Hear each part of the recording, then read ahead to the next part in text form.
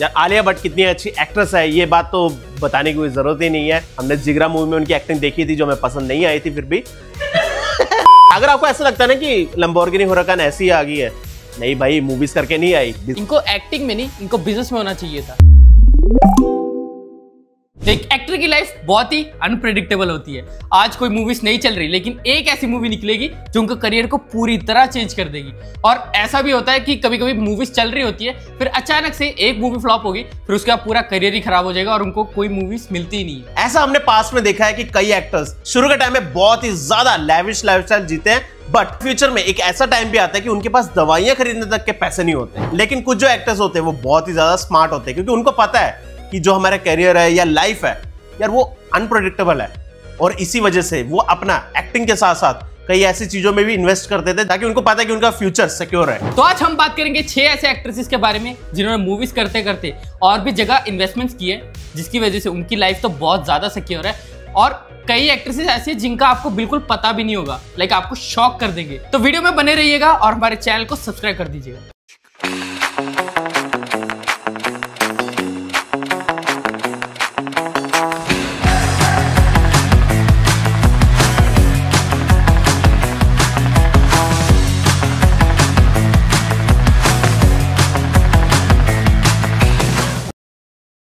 6 पे आती है श्रद्धा कपूर। अगर आपको ऐसा लगता है ना कि लैम्बोर्गिनी हुराकान ऐसी आ गई है, नहीं भाई मूवीज करके नहीं आई, बिजनेस किया है इन्होंने अच्छा खासा, जहाँ पे इन्होंने अच्छे खासी इन्वेस्टमेंट की है और इनके मल्टीपल बिजनेसेस है जिनकी वजह से ये हुराकान जो आपको दिखती है ना रेड कलर की, इसी वजह से आई है वो। और श्रद्धा कपूर पीआर से ज्यादा खर्चा यहाँ पे करती है क्योंकि इनकी इन्वेस्टमेंट बहुत ज्यादा तगड़ी है, क्योंकि इन्होंने मल्टीपल ब्रांड्स जैसे कि माइग्लैम, बेलाकेस, शून्य, चार्जर, पल्मोनास, जो पल्मोना ब्रांड है श्रद्धा कपूर उसकी को फाउंडर भी है। एक्चुअल में अभी रिसेंटली उसके अराउंड भी थोड़े बहुत कंट्रोवर्सीज चल रही थी, जहां पे लोग एलिगेशन लगा रहे थे कि पल्मोनास जो ज्वेलरीज बनाते हैं वो डायरेक्ट कार्टियर से कॉपी कर रही है, और कई लोगों को इसकी डिलीवरीज में भी इश्यूज हो रही थी, कईयों को पैसे तक वापस नहीं मिल रहे थे।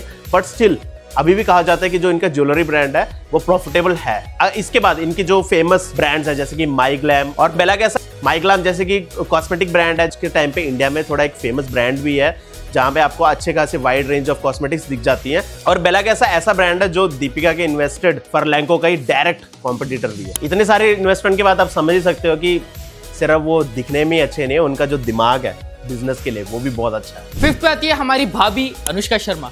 अनुष्का शर्मा एक बहुत अच्छी एक्ट्रेस तो है ही है, लेकिन वो एक और भी अच्छी बिजनेस वुमन है, क्योंकि उन्होंने जितने सक्सेसफुल इन्वेस्टमेंट किए है ना, उसको जानने के बाद आप यही कहोगे कि इनको एक्टिंग में नहीं, इनको बिजनेस में होना चाहिए था। उनकी जो इन्वेस्टमेंट्स है वो है स्लर्प फार्म, ब्लू ट्राइब, मिल। इसमें से स्लर्प फार्म एक D2C स्नैक ब्रांड है जो कि बहुत पॉपुलर है आज के टाइम में, और ब्लू ट्राइब जो है वो एक प्लांट बेस्ड मीट कंपनी है, और मिल जो है वो एक हेल्थ फूड ब्रांड है जो कि बहुत ही हेल्दी फूड्स बनाता है और ये हेल्थ को लेकर तो बहुत ज्यादा कॉन्शियस है। तो इन्होंने ऑलमोस्ट अपने सारे इन्वेस्टमेंट्स हेल्थ फूड ब्रांड्स में ही डाले। इसके अलावा उनका नश नाम के एक ब्रांड में भी सिग्निफिकेंट इन्वेस्टमेंट है, और ये जो ब्रांड है वो उन्होंने 2017 में शुरू किया था, और ये ब्रांड बेसिकली विमेन को टारगेट करता है। एक्चुअली विमेन के लिए बहुत ट्रेंडी क्लोथ्स बनाता है। इसके अलावा उनका एक प्रोडक्शन हाउस भी है, क्लीन स्लेट फिल्म्स, जो कि उन्होंने स्टार्ट किया था 2013 में अपने भाई करनेश के साथ। इस प्रोडक्शन हाउस ने काफी मूवीज और सीरीज प्रोड्यूस की हैं, जैसे कि NH10, बुलबुल, पाताल लोक सीजन 2 भी आया है रिसेंटली,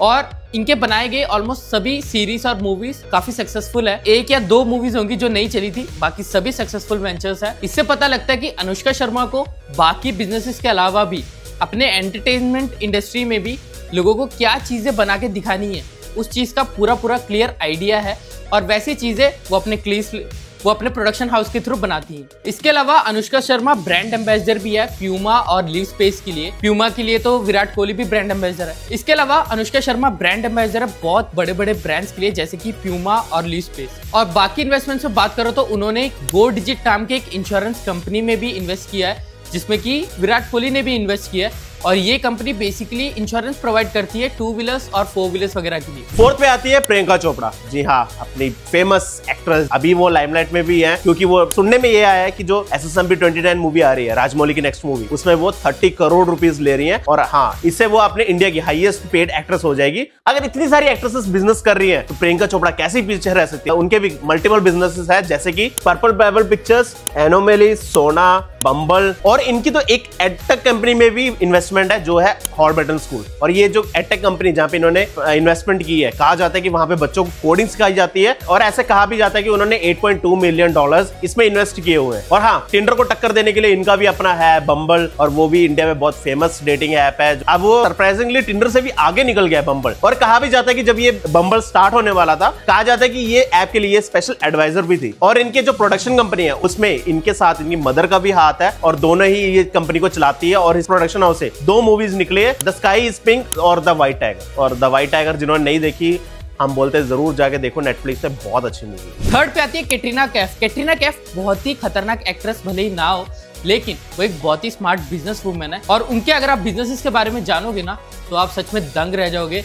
एक्चुअली उन्होंने 2019 में के ब्यूटी नाम के ब्रांड को लॉन्च किया था इन एसोसिएशन विथ नाइका, और ये आज के टाइम पे one of the top selling cosmetics brand है। और इसके 300 रिटेल स्टोर्स है इन अक्रॉस 1600 सिटीज। इंडिया में तो ये ब्रांड बहुत एस्टेब्लिश हो ही चुका है, लेकिन इसके अलावा ये यूएई में भी एस्टेब्लिश हो रहा है और काफी हद तक लोगों को इसके प्रोडक्ट्स पसंद आ रहे हैं। और कैटरीना कैफ का सपना है कि इसे ग्लोबली लेके जाया जाए। इसके अलावा कैटरीना कैफ ने रियल एस्टेट में भी बहुत सिग्निफिकेंट इन्वेस्टमेंट्स किए हैं, जैसे कि उन्होंने साउथ बॉम्बे में बहुत सारे लग्जरी रेंटल्स में इन्वेस्ट किया है। और ये जो प्रॉपर्टीज है वो अपने लग्जरियस अपील के लिए जानी जाती है, और ये उनके कमर्शियल और एंटरटेनमेंट हब से भी बहुत पास है, और इनकी वैल्यूज बहुत ही ज्यादा हाई है। कैटरीना कैफ ने 2018 में नाइका के साथ एक जॉइंट वेंचर में 2 करोड़ रुपए इन्वेस्ट किए थे, जो कि 2021 में 22 करोड़ के राउंड तक पहुंच गया, जिससे पता लगता है कि कितना अच्छा रिटर्न उनको मिला था इस पे। इसके अलावा अगर उनके बाकी सोर्स ऑफ इनकम की बात करें, तो वो किसी शादी या बर्थडे वगैरह के लिए अराउंड 3.5 करोड़ तक चार्ज करती है, जो कि बहुत ज्यादा है एक एक्ट्रेस के लिए। और इसके अलावा वो इंस्टाग्राम पे एक प्रमोशनल पोस्ट के लिए अराउंड 75 लाख to 1 करोड़ तक चार्ज करती है। सेकंड पे आती है आलिया भट्ट। यार आलिया भट्ट कितनी अच्छी एक्ट्रेस है, ये बात तो बताने की कोई जरूरत ही नहीं है। हमने जिगरा मूवी में उनकी एक्टिंग देखी थी, जो हमें पसंद नहीं आई थी फिर भी और वो भी नहीं पता यार अभी तक इतने लोग उसको सपोर्ट क्यों कर रहे हैं। जिगरा मूवी को इतनी कुछ खास नहीं थी, बट हाँ उन्होंने कई अच्छी मूवीज भी की है, जैसे कि हाईवे, गंगूबाई काठियावाड़ी, राजी, डियर जिंदगी। चाहे वो इतनी अच्छी एक्ट्रेस हो, उनको अच्छी फीस मिलती है, बट स्टिल वो एक अच्छी बिजनेस वुमेन भी है। उन्होंने बहुत सारे ब्रांड्स में पैसे लगाए हुए हैं, जैसे कि एडामामा, सुपर बॉटम्स, नाइका, फूल.com, स्टाइल क्रैकर और एटर्नल सनशाइन प्रोडक्शन से इन्होंने 2 मूवीज अभी तक प्रोड्यूस की हैं, जैसे कि डार्लिंग्स और जिगरा, जिनमें से डार्लिंग मूवी थोड़ी अच्छी मूवी थी और वो हिट भी गई थी। जो मैंने नाम बताए थे आपको क्लोथिंग ब्रांड्स के, उसमें से जो नाइका है और जो एडामामा है, और ये 2 ब्रांड ऐसे हैं जो इंडिया में थोड़े फेमस भी है और प्रॉफिटेबल भी है। और जो फूल.co है वो एक ऐसा ब्रांड है जो फ्लावर्स को जो डिस्कार्ड कर दिया जाता है या फेंक दिया जाता है, उनको ये रिसाइकल करते हैं और उससे अगरबत्तियां बनाते हैं। फर्स्ट नंबर पे आती है दीपिका पादुकोण। एक आउटसाइडर से एक ए लिस्टर तक का सफर इजी नहीं होता, लेकिन उन्होंने ये सफर बहुत ही अच्छे से कवर किया और अपने आप को एक ए लिस्टर एक्ट्रेस की तरफ बिल्ड किया। उनकी मूवी चॉइसेस तो हमेशा से ऑन पॉइंट थी, लेकिन अगर आप उनके बिजनेस चॉइसेस के बारे में जानोगे ना, देन यू विल डेफिनेटली से शी इज ब्लडी स्मार्ट, क्योंकि उन्होंने बहुत सारी जगह पे अपने पैसे इन्वेस्ट कर रखे, तो उसी के बारे में हम आपको बताने जा रहे हैं। दीपिका ने जिन स्टार्टअप्स में इन्वेस्ट किया है उनके नाम है ये,